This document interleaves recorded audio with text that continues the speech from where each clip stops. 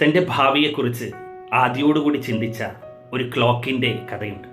ഭിത്തിയിൽ തൂക്കിയപ്പോൾ തന്നെ ക്ലോക്ക് ചിന്തിച്ചു, ഒരു ദിവസം 24 മണിക്കൂർ, അതായത് 1440 മിനിറ്റ്, അല്ലെങ്കിൽ 86,400 സെക്കൻഡ്.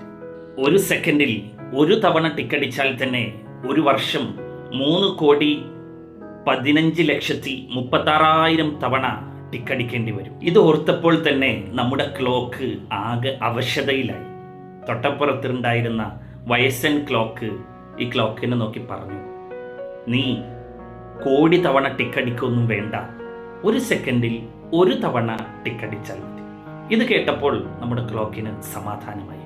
അങ്ങനെ ഓരോ സെക്കൻഡിലും ഓരോ ടിക്ക് അടിക്കാൻ തുടങ്ങി. ഇപ്പോൾ ഈ നിമിഷം ഇതാണ് നമുക്ക് മുന്നിലുള്ളത്.